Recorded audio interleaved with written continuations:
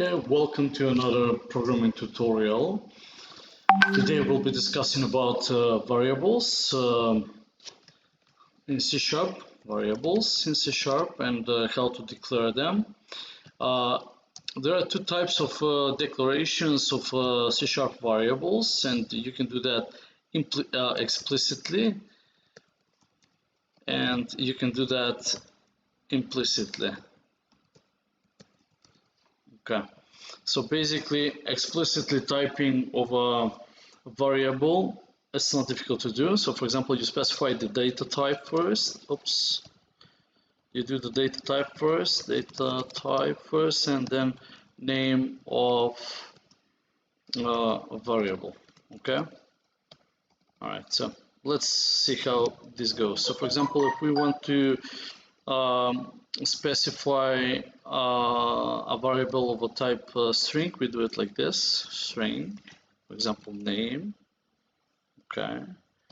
And then if we want to specify a data type of integer, we do it like that, age. If we want to specify a logic variable, true or false, we do it like this, arc user, for example. If we want to specify data type or variable of a type char, we do it like this, first letter of name. Okay. And then if we want to specify double, we do it like this, double, let's say salary, double salary, 50,000. Okay, we do it like this. Decimal is done, for example, total, oops, total like that. Okay, oops, total like that, and I'm initializing or assigning a value to these variables purposely just to tell you how this works. Like for example, for decimal, we have to specify at the end the prefix m, which could be in a capital M letter or a small letter, like in our case. Float, for example, temperature, for example, which is 36.5, for example, but then I have to put F, so that declares it. Okay.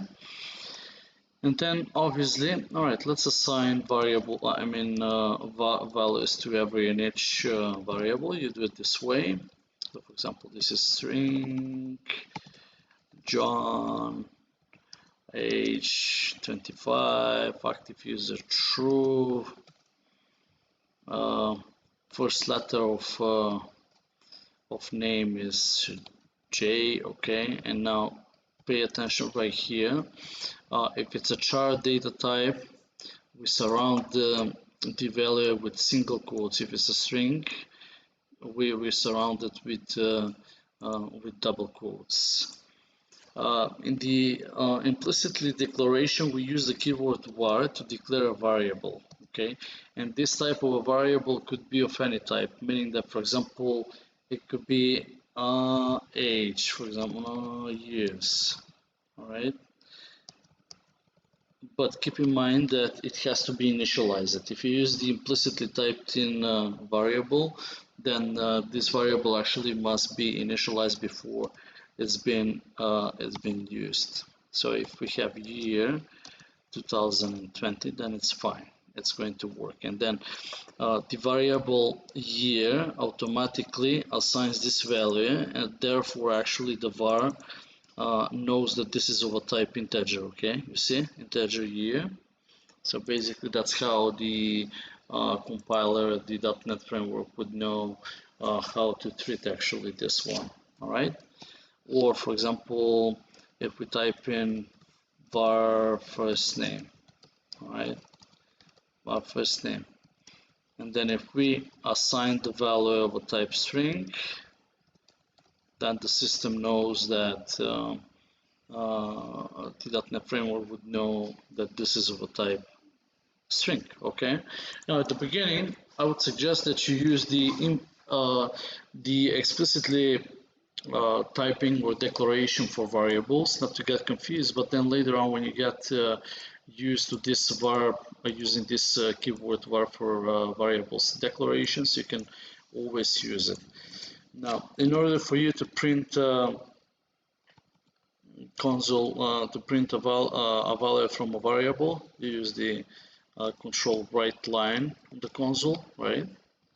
And then you can just, for example, type in print the first name, which is this one, okay?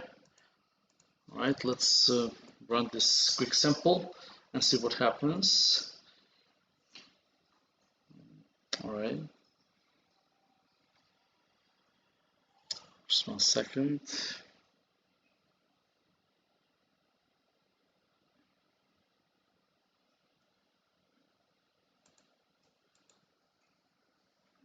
This range is a little bit slow. It could be because of my recording actually software, I don't know, but then it works. Okay, so John. Now keep in mind, now let's discuss a little bit more and further actually about variables. Keep in mind that age is of a type integer. That means that you cannot assign a type which is string, for example. Okay, so it will give you an error stating that you cannot implicitly convert type string to integer. So if you want to use it like this, you have to convert, for example, to integer, right? You have to convert the string to an integer, right? So that this way it's going to work. Okay. Now you can convert any type to anything by using the convert function and then calling the appropriate method. Okay. So basically to decimal, to double, to boolean, for example, bol, okay, and etc. So just keep that in mind. And then also you can do what's known to be a late initialization. So in my case, I took an example with the variable age. So age could be assigned later, meaning at this point, I mean after the declaration. But then var actually, you cannot assign it like that implicitly. So it has to be initialized in order to work, so you cannot just do this, I mean. Okay, let's keep that in mind. Alright, because it's going to, it's an error, right? So you need to initialize it first. That means that you have to assign a variable right here before its usage, alright? And there is another thing, like for example, if we introduce two, okay, integer age, and then if we do it like this, integer total years, all right, total years equals to age, okay, and what's going to happen right here is there will be an issue because age is not really assigned, meaning that there is no value in age, so therefore we can't assign anything. But what we can do is we can initialize it, obviously, and say 25 years. So in this case, we are actually assigning the age value, which is 25, to the newly actually defined value of type integer total years. So just keep this in mind as well.